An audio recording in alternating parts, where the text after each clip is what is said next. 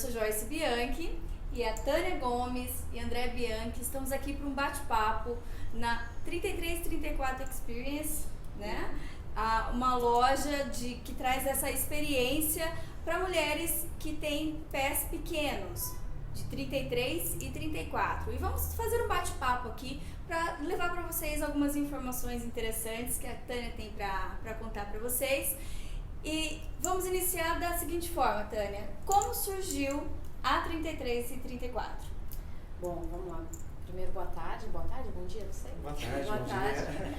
Mas assim, eu sempre digo que a 33, ela surgiu de uma necessidade muito específica minha, né? Eu uso 33 e teve um ano, uns 6 ou 7 anos atrás, em que eu queria muito um sapato 33 para uma festa de Réveillon, prata. E eu fiquei umas 5 horas no shopping procurando esse sapato e não encontrei, né? E meu marido estava junto comigo. Eu acabei comprando o sapato numa loja infantil, mas foi uma compra muito frustrante. E aí no caminho de casa, ele me perguntou: por que você não compra isso numa loja online? Por que você não vai procurar isso na internet? A gente já trabalhava com internet, a gente tinha agência naquela época. E quando eu comecei a procurar, eu percebi que a gente não tinha nenhuma loja especializada nesse público, né? Então, quando eu cheguei em casa, registrei o domínio, só que naquele momento a gente tinha um outro negócio, não dava para tocar as duas coisas ao mesmo tempo. E aí o sonho da 33 e 34 ficou guardadinho durante 5 anos. Quando a gente vendeu a agência, eu passei um tempo fora do Brasil. Quando eu voltei, eu já sabia que eu queria empreender, já sabia que eu queria ter meu próprio negócio. E ficou muito claro para mim que um e-commerce voltado para esse público podia ser muito interessante. E aí eu fui fazer a pesquisa de mercado e descobri que eu tinha público, né? Eu descobri lá em 2014, eu descobri que eu tinha um público estimado de 5 milhões de mulheres com o mesmo tipo de problema e sem nenhum tipo de atendimento especializado nela. Certo. Perfeito. E até só para complementar, uma dúvida, na verdade. Pelo que você passou para a gente, então, veio do mercado tradicional, de empresário e tudo mais. Porque uma coisa é ser empreendedor e outra coisa é ser empresário. E, de repente, o que eu vi da 33 e 34, ela já traz um modelo já mais atual de negócio, que é essa questão mais startup, né? Já com fundos de investimento, participando. Como que foi você sair, talvez, então, de um mercado mais tradicional para algo não tão convencional para o empresário, por exemplo, já tinha uma atração no mercado que vocês atuavam? Tá, vamos lá. Eu acho que basicamente empreender o maior desafio que eu encontrei quando eu realmente me vi no papel de empreendedora é que é uma situação bem solitária, né? As discussões do seu negócio, os problemas que você vê dentro do seu negócio, eles normalmente, quando você é startup, você não tem muito com quem fazer benchmark, você não tem muito com quem trocar. Trocar informações, Então, trocar ideias. exato, porque é novo. Então veja, eu tenho um nicho que nunca foi atendido antes, eu compro da indústria de um jeito que ninguém nunca comprou antes, eu tenho uma série de paradigmas que você vai quebrando quando você é uma startup, né? E acho que essa é a parte mais difícil de você se tornar um empreendedor, porque é difícil conseguir investimento? Né? Não é fácil, não é um processo simples, você tem um nível de exposição grande, você tem um nível de questionamento do seu negócio extremamente alto, né, no momento que você está fazendo uma captação, mas para mim o maior desafio é mesmo entender para onde vai meu negócio, com todos os problemas que ele tem, e rapidamente, né? Porque essa é a grande diferença da startup, a gente cresce muito rápido. E nesse crescimento acelerado, você tem um tempo muito menor para planejamento. Sim. Você tem uma curva de aprendizado que tem que ser muito mais veloz que o restante do mercado. Eu acho que essas diferenças que acabam, e são diferenças de operação. Eu sempre digo, não são diferenças gigantescas, não tem todo o glamour empreendedor dentro do seu negócio, né? Você pode sair, fazer eventos, falar, mas quando você volta, você tem que botar produto no correio, você tem que garantir que o correio entregue para sua cliente. Então não é só aquele glamour, aquela coisa que se vê nas capas das revistas, que já é o final, né? Realmente tem todo um trabalho por trás. A mão na massa. Tem que ter. Tem que ter a mão na massa, tem que suar bastante. E entender mesmo, né, o seu consumidor, né? E como a gente está aqui, né, nessa experience, né? Mulheres de 33 e 34 venham conhecer o ambiente, porque temos muitas opções aqui. E como a Tânia disse, era um problema que ela estava sentindo que não tinha tantos modelos disponíveis, e ela foi então colocando algumas empresas, trazendo empresas, né, para o seu para sua linha de atuação, e fazendo esse tipo de parceria, como que foi, assim, encontrar parceiros? Foi logo de imediato essa aceitação? O mercado... estratégia da sua empresa? Como que você O mercado compreendeu que realmente precisava estar junto nesse nicho? É que assim, a gente precisa entender a linha de estratégia da 3334, né? Para entender como é que a gente começou e onde a gente está agora. Quando a gente começou, a gente imaginava que a gente seria uma loja multimarca, online, especializada na numeração 3334. Então, quando eu me coloquei como uma multimarca, eu quis garantir que eu teria a presença de grandes marcas da indústria calçadista brasileira disponíveis para o meu cliente, independente do estilo dela.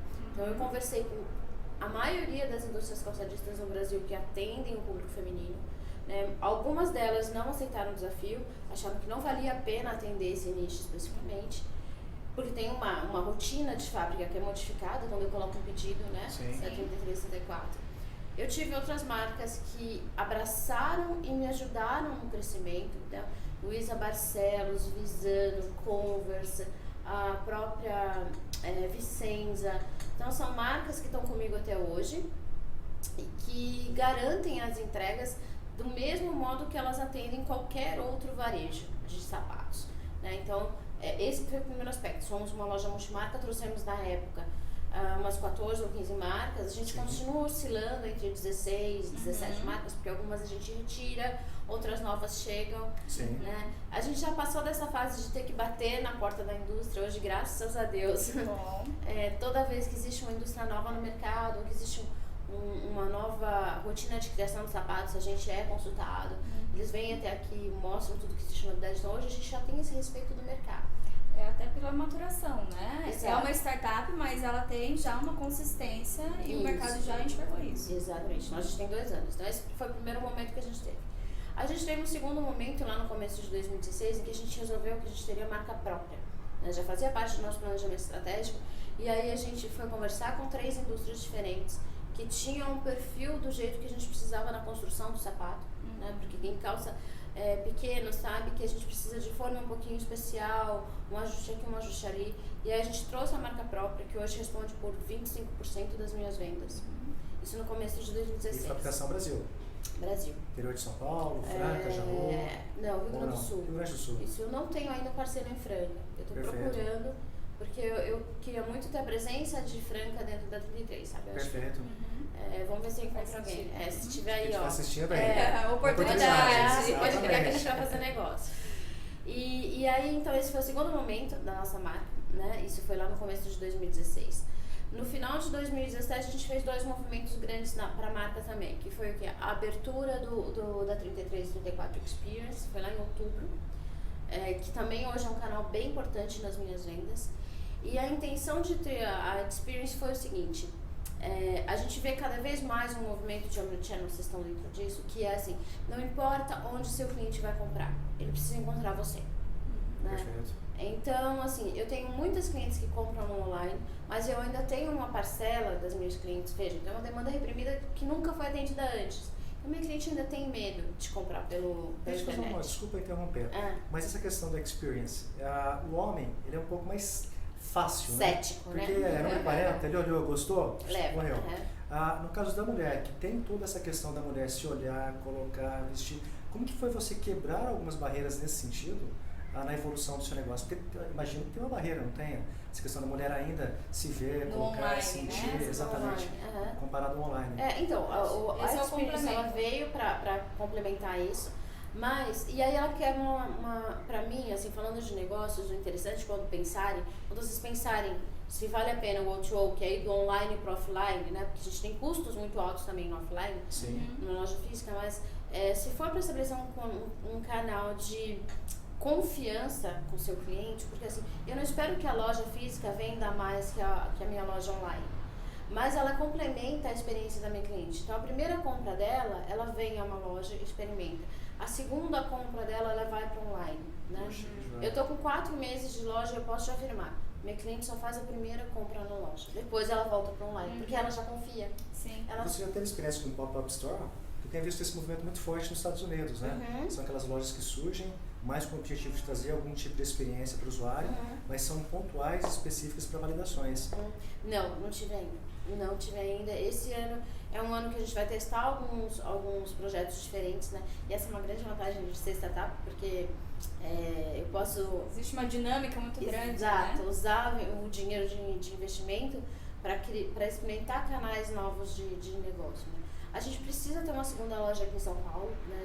A gente já viu que isso foi sinalizado pelos nossos clientes, então nesse primeiro semestre a gente vai ter uma segunda loja. Eu não sei se vai ser um modelo pop-up, a gente está estudando isso na verdade, né? Ou se vai ser um modelo de loja de rua, ou se vai ser uma loja de shopping. A gente está estudando o modelo, mas que vai acontecer, vai. Mas de novo, para mim, o físico e o online, eles se complementam no sentido de que são só canais para chegar ao meu público, entende? Não é o meu negócio. Sim. Né? Meu negócio é atender especificamente um nicho. Para mim, os canais online, offline, pop-up, enfim, são os canais que eu uso para chegar nesse... É só o meio. É só o meio para chegar ao fim. Exato. Né? Exatamente.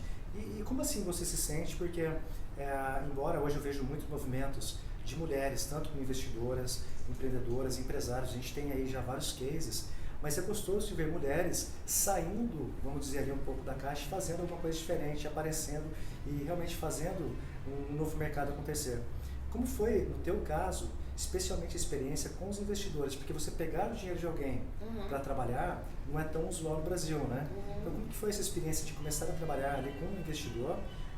Esse movimento de prestar conta, não tem? Como que funciona isso? Qual que é o tempo que o investidor geralmente ali tem a paciência para ter o resultado? Como que você enxerga isso e tem vivenciado isso? Até porque não foi um aporte só, né, que vocês receberam. A gente já teve terceiro, né? A gente teve 3 investimentos anjo, e agora a gente vai entrar no novo round de captação que não é mais anjo, né? Que a gente chama, acho que de bridge, não lembro muito o nome. Mas não é um venture capital ainda, né? Mas a gente já saiu do investimento anjo. Que acho que o Kepler, Bossa Nova. Isso. Na verdade o que acontece é o seguinte, eu imagino assim, a 33 e 34, tanto como a 33 e 34 foi uma solução para um problema meu, né? E aí depois eu descobri que tinha muita gente que sentia essa mesma dor. Eu acho que ter investimentos foi uma dor que eu tive quando eu abri a 33, e que eu encontrei no canal de investimento anjo uma solução. Porque eu precisava de estoque, né? E esse estoque inicial, a indústria calçadista não me venderia a prazo. Então, para eu ter o estoque inicial, eu precisaria ter um capital maior. Sim. E aí eu fui buscar investimento anjo. Eu não acho que exista diferença entre uma mulher à frente de um negócio e um homem à frente de um negócio para receber investimento anjo. Eu acho que o que define o interesse de investidores primeiro, a composição da equipe fundadora, né? Então, assim, eu não estou sozinha no meu negócio. Eu tenho 3 sócios que são extremamente respeitados no mercado que eles atuam. Perfeito. Né?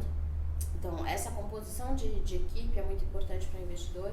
E a segunda é o quão disruptiva é a ideia, né? O quanto você vai mudar o mercado que você vai atuar, né? O investidor anjo entende o quanto esse dinheiro é um investimento de risco, sabe? Ele está preparado para perder. Mas eu sempre assumi um compromisso muito grande com os meus investidores de, primeiro, reportes mensais, então respondendo como funciona essa relação.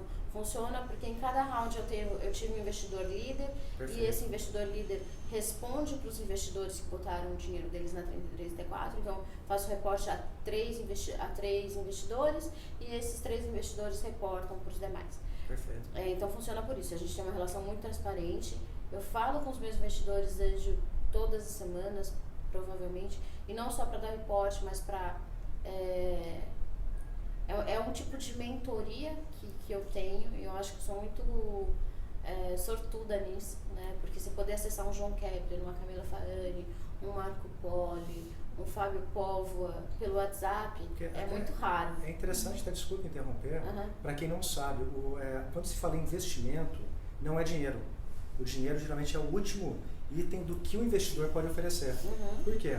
Porque é o que a gente chama de smart money. Quando você tem um investidor com uma rede de contato ou relacionamento que pode auxiliar o empreendedor. Então, realmente não é só a questão, olha, está aqui o dinheiro e está aqui a cobrança. É você realmente ali estar fazendo, junto aos investidores, essas pontes e acessos a terceiros. Né? Porque a gente está falando de tipos de investimentos diferentes. Né? Quando a gente fala de investimento anjo, que é um investimento que está ficando mais comum no Brasil, né? Porque você tem médios investidores querendo investir nessas empresas menores, Sim. que produzem muito emprego, que produzem muito resultado, que tem muito foco, né? Sim. Então existe um movimento de investimento anjo crescente no Sim. Brasil, e esse é o que a gente chama de smart money, porque é um dinheiro que vem junto com um pouco de mentoria, um pouco de know-how de negócios, né? Exato. Então eles trazem muito mais que dinheiro para o negócio. E aí tem sei lá, terceiro ou quarto momento na vida de uma startup em que ela vai receber provavelmente dinheiro de um fundo de investimento, e aí o que vale é a última linha de resultado.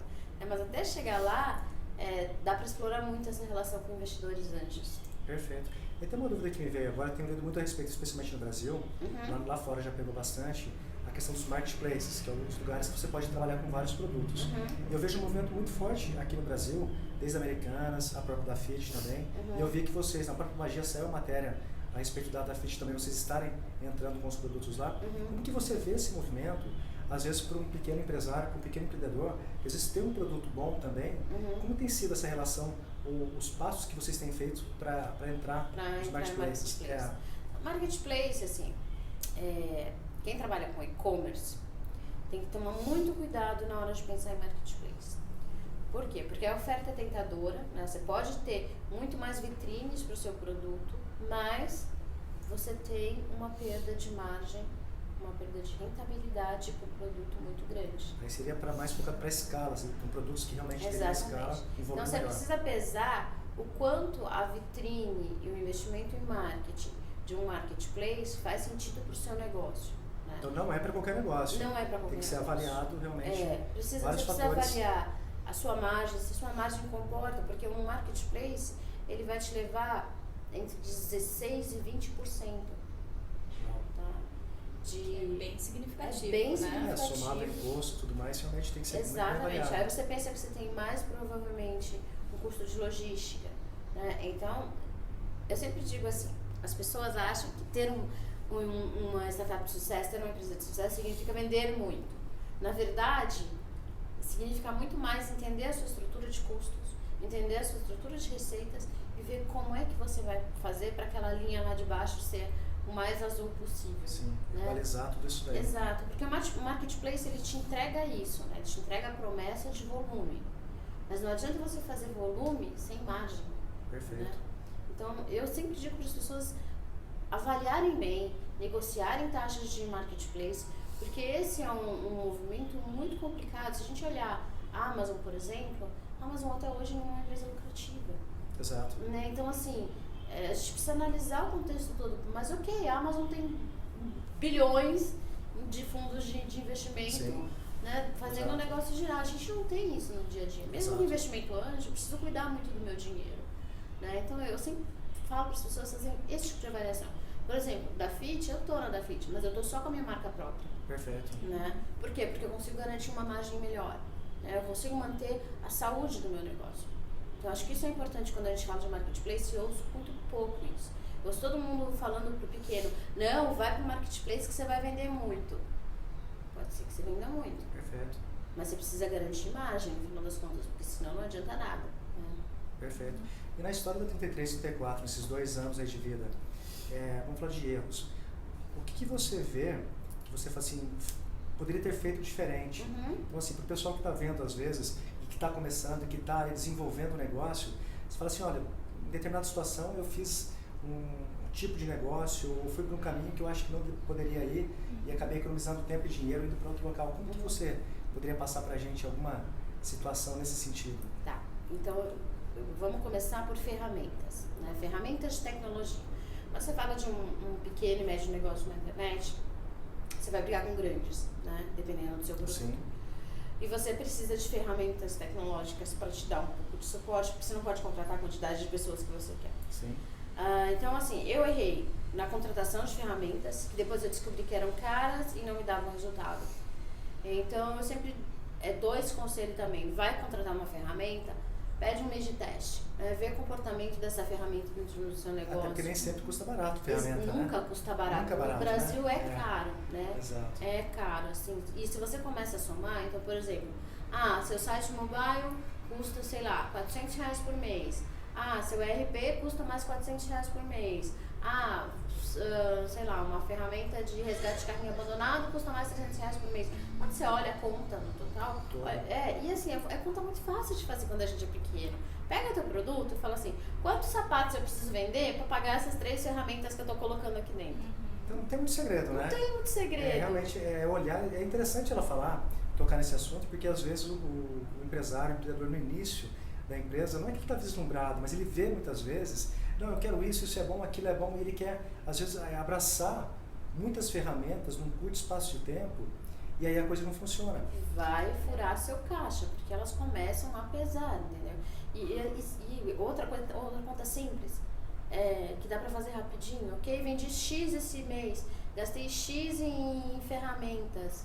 Quanto isso representou do meu negócio? Exato. Percentual, entendeu? Olhou um número grande e fala, pera, eu preciso de tudo isso, eu consigo fazer sozinho. Né? Porque a tecnologia, ela vem pra apoiar, mas quando você é pequeno, sim. E empreender é uma coisa que é bem importante as pessoas entenderem, empreender não é trabalhar menos, a gente vai trabalhar mais. Então, quando você vai trabalhar mais, você consegue entender que, às vezes, uma ferramenta vai facilitar o trabalho, mas vai custar tão caro para o seu negócio que é melhor você entender como você pode resolver aquilo internamente, pelo menos até você ter tração e caixa para fazer isso com tranquilidade. E isso que você está falando, a gente está falando de um e-commerce, uma loja virtual. Então, você que está querendo empreender, está com uma ideia de ter o seu produto online, tem essa visão de que é uma empresa, porque muitas vezes a pessoa confunde assim, achando que vai ser uma loja virtual e vai ser simples. Tem que ter essa visão de negócio desde do início, né, dessa ideia.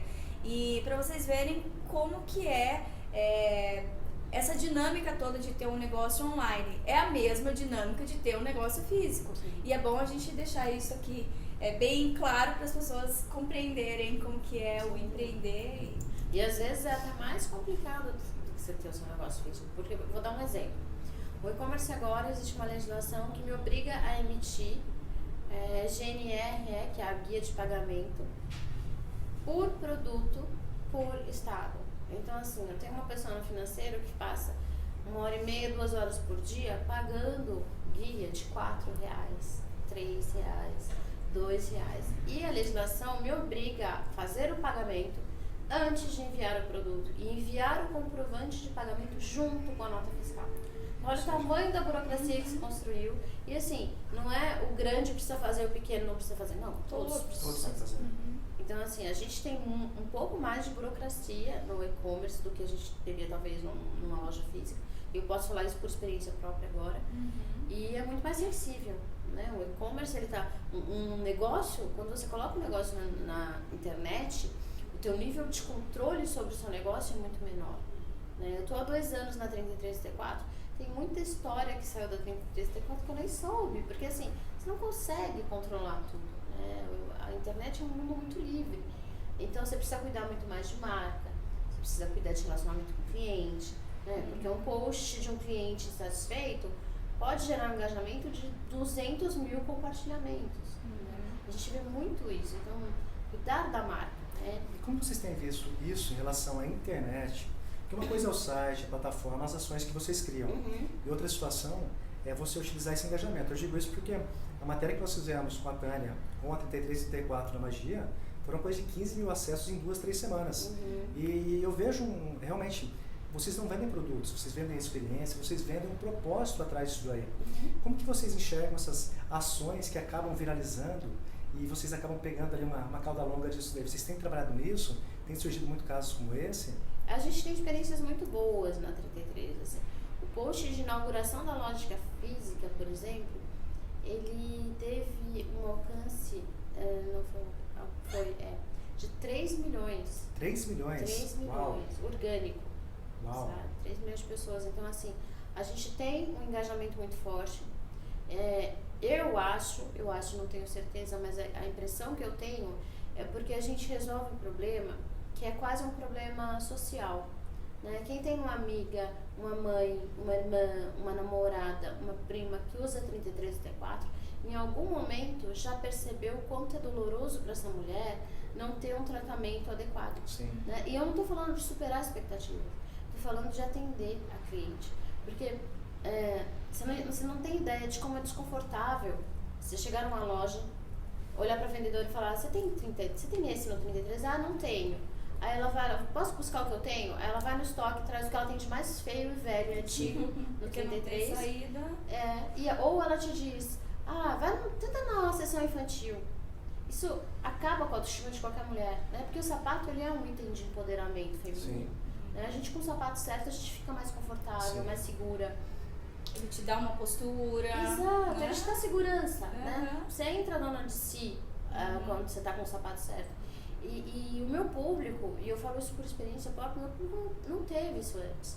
Então a gente, na verdade, é muito mais que uma loja de sapatos para um público específico. A gente é uma comunidade. E as minhas clientes, elas já se enxergam desse jeito, né? E elas se defendem e elas compartilham informação. Então, assim, às vezes eu coloco o produto na fanpage da 33, 34, não preciso nem colocar preço, porque elas mesmas trocam essas experiências de preço, de conforto, de experiência de compra. Então, assim, isso é importante. Para você construir uma marca, você precisa construir gente que ame essa marca. Né? Você não precisa de clientes, você precisa de pessoas que entendam o seu conceito, seu propósito, que entendam o legado que você quer deixar, né? E que sonhem junto com você. Né? Porque eu não quero que a 33 seja uma loja que dure 5 anos no mercado. Se ela é uma 33 de 50 anos, eu quero que daqui a 50 anos alguém olhe e fale, como que surgiu a 33, 34? E tem uma história. Né? A gente deixou alguma coisa construída. Então eu não quero deixar um mercado órfão. Então a gente tem todo esse cuidado. Né? Nosso engajamento, eu acho que respondendo você de modo mais assertivo, a gente é uma comunidade que nunca teve um tratamento adequado antes. Sim. Isso acaba tendo uma fidelização, né? Sim. Desses clientes e até mesmo de futuros clientes. Porque já tem toda a comunidade falando bem, falando da diversidade que tem, e ela já vai pelo próprio conhecimento da causa. Exato, é conforto. Né? Você precisa estabelecer uma relação de transparência e conforto com a sua cliente. Né? A gente tem esse cuidado. Então, quando a gente faz, eu sempre digo o seguinte, minha cliente não compra o sapato, ela compra um presente para ela. Para ela. Não é? Você não compra o sapato, você compra um presente para você. É assim que a mulher vê o sapato. Então, o sapato da 33, ele vai com uma embalagem especial, com um sachê que tem um perfume que a gente desenvolveu só para 33 e 34. Vai com um laço na caixa. Então, assim, ela tem a sensação de que ela comprou algo muito especial para ela. E não importa que ela tenha pago R$400 no sapato ou tenha pago R$90 no sapato. Ela vai ter a mesma experiência. E eu acho que é isso que é fundamental para construir engajamento com uma marca. Não, realmente, a gente só tem que dar os parabéns para a Tânia aqui. O tempo está chegando ao final, mas o que ela está construindo é exatamente isso. É um legado, né? Realmente é fazer algo para as pessoas encontrarem não somente a solução da questão do calçado, mas poder trocar ideia, conversar, compreender, ou trazer a experiência de chegar o produto na casa e ter essa sensação de abrir aquela coisa meio Apple, né? Da caixa, do perfume e tudo mais. Então, vocês estão de parabéns, Tânia. Eu já sabia da história, já tenho acompanhado, porque a gente admira realmente no Brasil aqui ter casos nesse sentido. Então, parabéns. E eu acho que só temos a agradecer, né, Joyce? E desejar muito mais sucesso, né? Obrigada. Eu desejo o mesmo sucesso para vocês. Eu sou uma pessoa bem acessível, então se quiserem fazer perguntas, se tiverem dúvidas, se quiser fazer um live depois para esclarecer as perguntas que vocês têm aqui, podem chamar que a gente está junto. Então tá gravado, tá ao vivo aqui, não tem jeito. Vamos cobrar depois, com certeza será muito bem-vindo, porque vai ajudar muitas outras pessoas também. Sim, eu gosto de live porque, na verdade, live a gente vai ter a experiência sempre de responder as dúvidas da pessoa na hora. Eu acho isso muito legal. Então, essa é uma das facilidades da internet, realmente é você abrir essa possibilidade, exatamente para pessoas que talvez não estejam aqui em São Paulo, que realmente não conseguiriam eventualmente ter acesso físico com vocês. Mas olha, parabéns, a gente está aqui no local hoje, na empresa 3334, e vamos concluindo o vídeo, deixando para a Tânia uma mensagem final, caso ela queira dar para o nosso pessoal aqui, a respeito de empreendedorismo. Fique à vontade, Tânia. Eu não gosto muito de dar conselho, porque eu acho que conselho é uma coisa que a gente ouve, fala, quem tem a ver comigo? Mas eu digo sempre o seguinte para as pessoas quando eu falo de negócios. Sonhar não é fácil, construir algo definitivo a partir de sonho é mais difícil ainda, desse sonho é mais difícil ainda, mas se você acredita no seu projeto, não deixe que ninguém tire isso de você, né? Vai em frente. Vai ser difícil, vai ter problema, mas é o tipo de problema que você vai escolher, que você quer resolver. E se errar, tipo, o negócio não der certo, não tem problema. Tenta de novo, faz outra coisa, rever produto. Errar no mundo de startup é saudável. E isso, eu acho que esse modelo precisa ser replicado para todo modelo de negócio. Errar não é feio. Erro honesto é erro que te constrói. Então você pode errar também. Beleza? Muito bacana. Joia. Obrigadão, Tânia. Obrigado por tudo. Obrigada a vocês pela Bom, visita. vocês vão estar com o endereço do site, também no VT no vídeo. E acessem, curtam, compartilhem aqui a página da Tânia, 3334, que realmente tem muita informação, muita promoção também para aproveitar. Tem. Tá joia? Obrigado, até mais. Obrigada, gente.